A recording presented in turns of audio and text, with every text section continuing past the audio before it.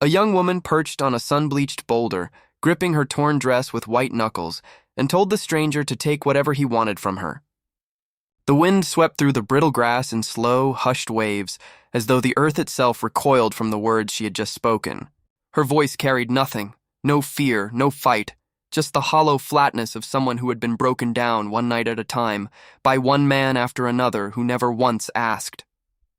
"Go ahead, right now." She held his gaze when she said it. Not defiant, not pleading, just braced, the way a person gets when they've already decided nothing good is coming. Caleb Rourke didn't take a single step toward her. 49 years old. A rancher carved by wind and work, with deep creases across his face and Wyoming dust settled into the stitching of his boots. A Colt hung at his hip, a rifle rode his saddle, and the road behind him stretched empty in both directions.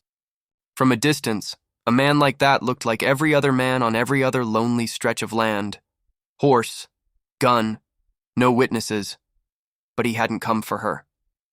He had stopped because he noticed her trembling, barefoot, bruised along one cheek, dress torn at the shoulder, and pressed against her chest. A small leather book she was holding like it was the only anchor, keeping her from drifting off entirely. Caleb had crossed paths with all kinds in his years. Runaways, con men, desperate folks worn down to their last nerve. But he had never once seen someone offer herself the way she just had. Not from terror, not from want, from pure, bone-deep exhaustion. The kind that stops caring about outcomes. He moved slowly, deliberately. He unknotted his red bandana from around his neck, then shrugged off his coat and laid both in the grass beside a canteen. Then he stepped back. Then one step further, far enough that she'd have a clear path to run, far enough that she could pull air into her lungs without it feeling like a trap. "I'm not here to take a single thing from you," he said. Low, even. The same voice he used with a spooked animal. She didn't believe him. Her fingers twisted tighter into the fabric at her collar. Her eyes tracked his gun, swept the empty land, then came back to his face. She had seen kind expressions before. Right before they stopped being kind, Caleb didn't reach out. Didn't move closer. Didn't even ask her name. He simply nodded toward the canteen sitting in the grass. "Stay back," she breathed. "Water's there if you want it," he said.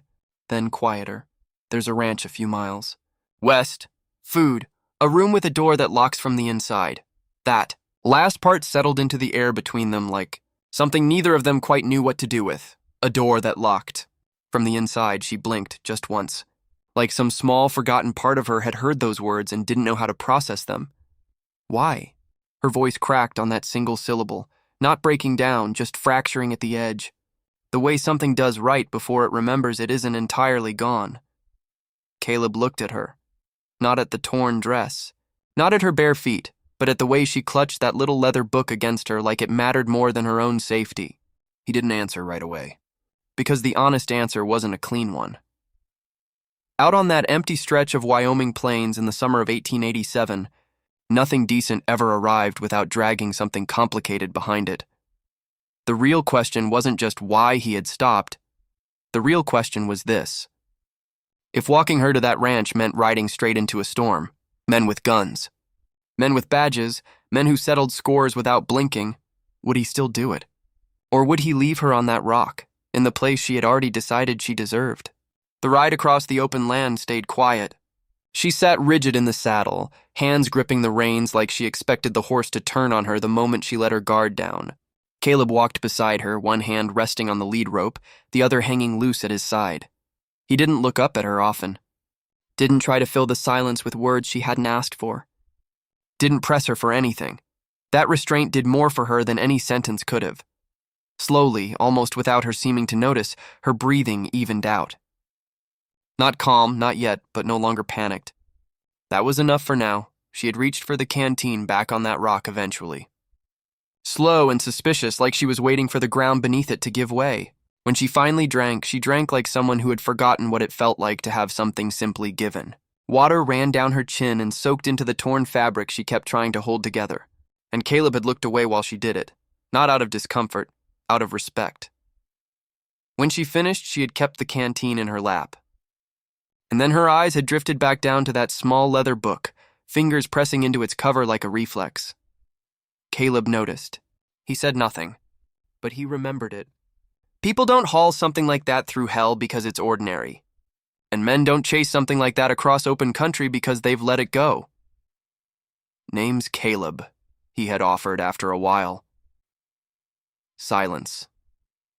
He nodded, as if that were a perfectly reasonable answer. You don't have to give me yours. Her shoulders dropped a fraction. Something loosened, just slightly, when he moved toward his horse and held the reins out to her, not stepping toward her, just holding them out. She had stared for a long moment. You ride, he had said simply. I'll walk, her eyes narrowed. That wasn't how men behaved. Not the men she knew. She stood slowly, found her balance, and took the reins. Walk ahead of me, she said. Not behind. No thank you. No warmth. Just a condition. Caleb walked ahead.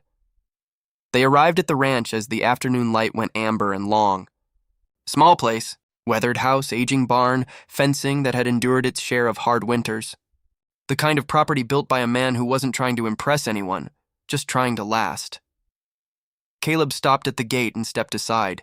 She slid from the saddle on her own, steadied herself and approached the porch with slow, measuring steps. She pushed the door open just enough to look inside. Caleb didn't follow. He started working the saddle off his horse like it was any other ordinary afternoon. Footsteps came down the path, familiar ones. Mrs. Abigail Mercer, carrying a basket and wearing the expression of a woman who had lived long enough to recognize what she was looking at without needing it explained. She glanced at Caleb, then at the girl. She needs food, he said, and rest. Abigail nodded once and walked past the girl on the porch, the way you move around someone who has been frightened for too long, carefully, without crowding. Come on inside now, she said gently. Nobody here is going to trouble you. The girl didn't respond, but she followed. Inside, the scrape of a chair. Water poured. A spoon against a bowl. Small, ordinary sounds that to someone like her carried a weight most people never notice. Out on the porch, Caleb settled heavily into his chair. Winchester leaning against the wall beside him. He didn't go in. Didn't check. Just sat and watched the sun slide lower over the plains, like a man who understood that peace, when it comes, never stays long. He was right, because out beyond the far ridge, a thin line of dust had begun to rise. Not wind, not cattle. Riders. Moving fast. The kind of fast that doesn't bother to be subtle because it's already decided how things are going to end. They weren't just coming for the girl. They were coming for what she carried, and there were men who would not stop until they had it back. Silas Vane didn't misplace things. He retrieved them. He ran the Blue Lantern Saloon in Cheyenne and kept books cleaner on the surface than the rot beneath them. Inside that small leather ledger were figures and names, deputies who had been paid, debts that weren't supposed to exist, arrangements that would unravel a great many comfortable lives if they ever saw daylight. Caleb didn't know the full picture yet, but he knew the shape of it. A girl doesn't cross open country alone, barefoot and bruised, without a reason that's running right behind her. 3 riders came in hard and pulled up at the fence with horses blowing and dirt rising around their hooves. Rafe Dutton hit the ground first, moving like a man who assumed every door opened for him. Miles came slower, scanning everything. Afternoon, Rafe called out, wearing a grin that had nothing warm behind it. Caleb stood on the porch with his rifle and didn't return it. Gates open, he said. Doesn't mean you're welcome, Rafe laughed. We're just collecting something that wandered off. Nothing here wandered, Caleb said. That ended the pleasantries. Miles moved to angle around toward the house. Caleb shifted, cutting him off. Rafe went for his gun. Caleb was already moving, faster than a man his age had any business being. The rifle came down hard across Rafe's arm. The gun discharged into the dirt. A horse screamed and shied sideways. Everything came apart at once. Miles lunged. Caleb caught a blow to the ribs that drove the air out of him in a sharp burst. He felt his years catch up to him in that instant. Felt them like weight pressing in from all sides. He kept moving anyway. He drove his shoulder into Miles and slammed him into the fence. Old wood splintering under the impact. Rafe came back swinging. Caleb met it with a punch that carried more experience than speed. Timed, deliberate, heavy. Inside the doorway, the girl had stopped hiding. She watched Caleb, watched the way he kept placing himself between her and those men. Over and over, without ever once glancing back to see if she was grateful, that shifted something in her. Outside, Rafe was catching his breath with blood on his lip, and Miles was reaching again, when a new voice came through the settling dust. Flat. Controlled. That's enough. Deputy Harlan Pike rode in at a measured pace, with Silas Vane positioned just behind him, composed, expressionless, like a man attending to routine business. Pike raised a folded document. "We have a formal complaint," he said, loudly enough to make it sound like procedure. "The girl is wanted. Theft." The girl's hand found the doorframe. For a moment, she looked exactly like she had on that rock, small, and certain that the world was about to close back around. Her Silas smiled, quietly, with the confidence of a man who has just moved his last piece into position, because this wasn't just men with guns anymore. This was the law. Caleb studied the paper. Then Silas. Then the girl standing in the doorway, shaking again, not from the violence outside, but from the possibility of being handed back to the life she had barely survived. "You have actual proof?" Caleb asked. "Enough," Pike said. "That word. Enough. The favorite word of men who don't need to be right, just convincing." Silas stepped forward. "She stole money and ran." "I didn't take anything." Her voice was quiet, but it didn't waver. Silas didn't look at her. Men like him never do. Caleb did something no one expected. He lowered his rifle. Stepped aside, just one step.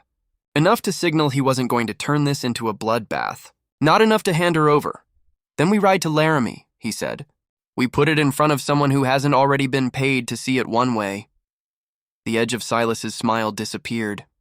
That was the fracture. The truth itself didn't worry a man like Silas. Being seen did. The road to Laramie wasn't long, but it was long enough for desperate decisions. Abigail rode behind them in her wagon, stubborn as a fence post sunk in frozen ground, and she brought with her something worth more than any firearm, a witness who had nothing to lose and no reason to lie. Silas tested the situation halfway there. A shove, a hand moving toward something concealed. Caleb reacted without grace but with absolute commitment, and the moment passed without becoming something worse. When they reached Laramie, the girl set that small leather book on the marshal's desk herself, and Abigail talked. The names in that ledger, the numbers, the payments flowing in directions that made no honest sense. Even Pike couldn't construct a story around what was written there, not with Abigail standing firm beside it. Silas had built his empire on fear.